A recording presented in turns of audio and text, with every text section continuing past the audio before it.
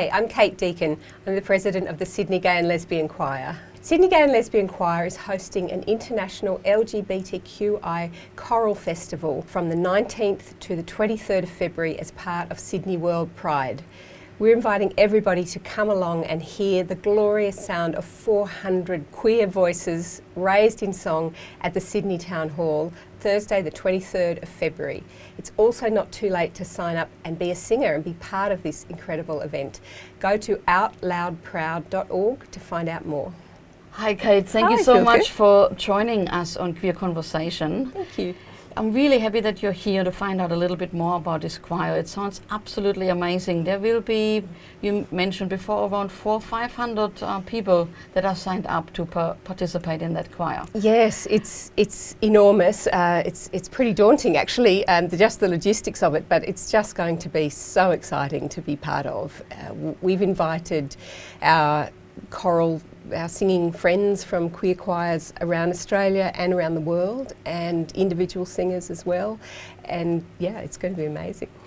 I've seen on the website there have already quite a few choirs that have signed up from an international perspective. We have choirs from Timor-Leste, which is really exciting. Our friends in the Canberra Choir have sponsored and organised for a choir of, I think it's 12 to 15 gay, queer, lesbian singers from East Timor to come and sing with us, which is just so wonderful. We've also got a choir that's been put together just for this event from the North American Gala choruses. It's being led by Jane Ramsey-Miller, who is the music director of the combined North American Gay Choirs Association, Gala. And yeah, they'll be here also participating in force, and again a choir from Japan put together for this event. It's really exciting, and we've got lots of individuals coming from around the world. If they couldn't come with their whole choir, they've just come on their own or come with a couple of friends and they can sing too. Since the Gay Games in Sydney in 2000 was the first time that gay and lesbian and queer choirs from Australia and New Zealand got together. There was an event before that called Camp Music, very similar, and we loved it so much that we kept doing it every 3 or 4 years or so, and this sort of evolved into a festival called Out and Loud, and it's been hosted by the Sydney Gay and Lesbian Choir. 3 years ago it was hosted by the Canberra Choir, before that Auckland, and so on. So Out and Loud as a choral festival has been going for quite a while. We called it Out and Loud and Proud this time because it's part of Sydney WorldPride, and it's just that one step bigger and more. We've invited people from further away than just Australia and New Zealand. There are also actually gay and lesbian and queer choral festivals all around the world, many of them in North America and Europe, which are thousands, even tens of thousands of singers. So it's actually relatively small, but for Australia it's pretty big. So I understand if a choir from interstate or overseas signs up and they are at home practicing, etc., and what happens if an individual likes to sign up? We have put together what we're calling the Individual Voices Choir, and we've engaged Dr. Kathleen Maguire, who is a very well-respected queer choral conductor, and she is creating the Individual Voices Choir for the festival. It's a great experience, and even some members of Sydney Gay and Lesbian Choir who, for whatever reason, just unable to make it to enough rehearsals to perform with our choir, they're coming as part of the Individual Voices Choir. So it doesn't matter if you live in Sydney or Melbourne or London or wherever, you can be part of the Individual Voices Choir. And the way that she is organising that is that the music has been sent out, it's online, you can log in when you register. She's holding Zoom rehearsals, you can do some practice at home, but there are recordings to help you. So you don't need to even read music, you don't need to be a professional musician, you just need to be willing to give it a go, and you will be led and guided by a professional musician. And the Individual Voices Choir will come together for the very first time on the first day of the festival, and then they will have the opportunity to rehearse in person, and they will perform as that choir on stage at the Gala Concert. So the Gala Concert is not just the massed choir, which is a really exciting part, and we want to tell you about some of the stuff we're singing as part of that choir. But also each individual choir will present their music as well. So you will hear everything from the smallest choir, which is Timor-Leste and Darwin, singing their own amazing music in their beautiful voices, to the big choirs like Sydney and Melbourne. So each choir will have the opportunity at the Gala Concert to present a small suite of music, 3 or 4 pieces, and then at the end we will all come together and raise the roof. It's still open for registration. It's not too late for people to register? It's not. It's probably too late to register as part of a choir, because the rehearsals will be well underway, but it is definitely not too late to register as an individual, as part of the Individual Voices Choir. The first of those Zoom rehearsals is, I believe, the 28th of January, so you won't have missed anything. You can sign up at outloudproud.org and you will get access to the music. You will be put into that choir, you'll be given all the details about the rehearsals, and as I say, you will meet your fellow Individual Voices Choir members at registration on the 19th of February. From Monday morning till Thursday night, we have mass choir rehearsals, we have workshops, really interesting workshops presented by lots of fascinating people about all sorts of different musically related things. You can listen to Sarah and Mel Pennicker-Smith talking about inclusion and diversity in choral singing in queer communities.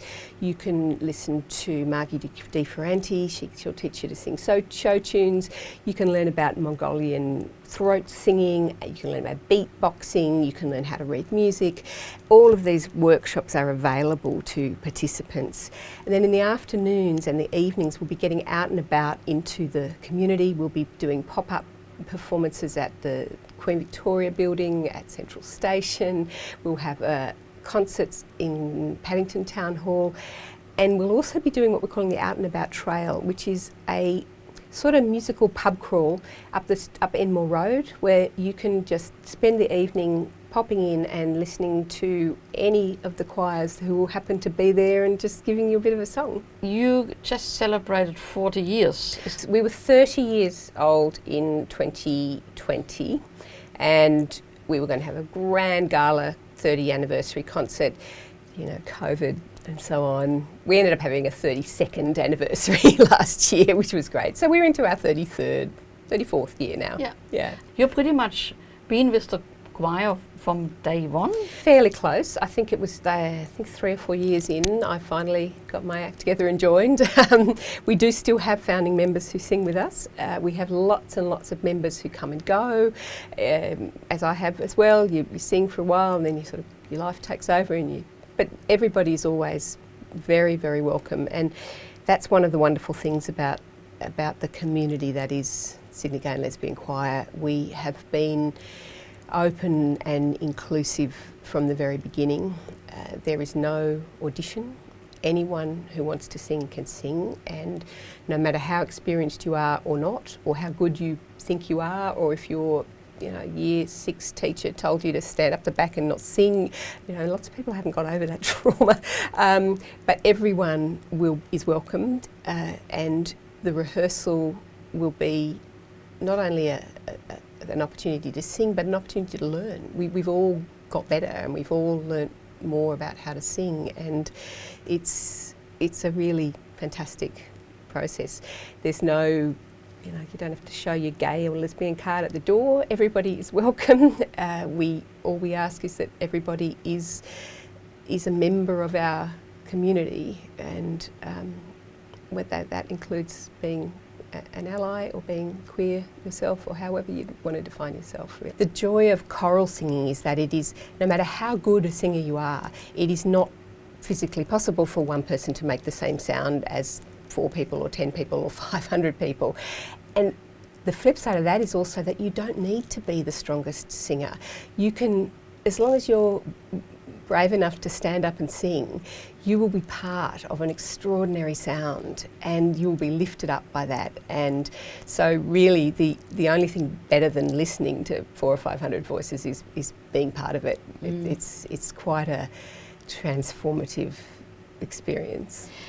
So you would have had the same discussions or thoughts that we had with Lesbians on the Loose, where things have changed so much in the last 30 years that for us calling ourselves Lesbians on the Loose, I mean, this is such an iconic name. It is. We will not change it. Yeah. But it excludes all the people now who don't consider themselves lesbians. So in your case, as the Sydney Gay and Lesbian Choir, you would have had many discussions. Are we going to change the name? What are we going to do about this? We want to be inclusive. How do you tackle that? Look, it's a really hard question, and it is one that it's been bubbling along a little in the background, and actually at the last AGM we decided to formally have the conversation in a sort of mediated and official sort of a way. We haven't yet started that conversation because we've been a bit busy organising the festival, but that might be the next step. Like LOTL, Sydney Gay and Lesbian Choir is an iconic name, and it means something to people, and it means a lot to people. There are countless people in choir who it was the first time they stood up in public and said, yeah, I'm not straight, and that's okay. You know, and actually stood up in public and sang under the name Sydney Gay and Lesbian Choir. I'm sure you've heard the old story about when we, this was just before my time, but entered the Wagga Wagga Eisteddfod and did this great road trip out to Wagga and stood up and said, yay, we're the Sydney Gay and Lesbian Choir, and this is what we sound like. And the organisers said, yeah, that's great. How about you call yourself the Eastern Suburbs Community Choir, perhaps? Because, you know, I mean, no offence, but, and they went, no, we are the Sydney Gay and Lesbian Choir. And they went, okay then, and we sang and we won. And you might say, okay, it was more important back then, because who still can't stand up and say, I'm gay, or I'm lesbian, or I'm queer? But there are, you know, I think perhaps some of us who are in privileged positions forget that there's a kid who just can't say it, or did say it and got chucked out of home, or there's an adult who's been struggling all their life, or is just opening to themselves that they are trans, or they're non-binary, or they're lesbian, and we want to be a place that you can come. And I think there are arguments on both sides. There is certainly a really valid place to say the Sydney Gay and Lesbian Choir is that place, because that's our history and that's our heritage and that's what we're honouring. But there is also a valid place to say that the very name is exclusionary and it's not who we are. The Canberra choir went through that process 4 or 5 years ago, and after quite a long time they finally agreed that they are now called the Canberra Choir, spelt Qwire, and that's where they wanted to land. I don't know where we're going to land. I don't want to preempt that discussion, but yeah, it's not something you can pretend isn't a discussion to be had.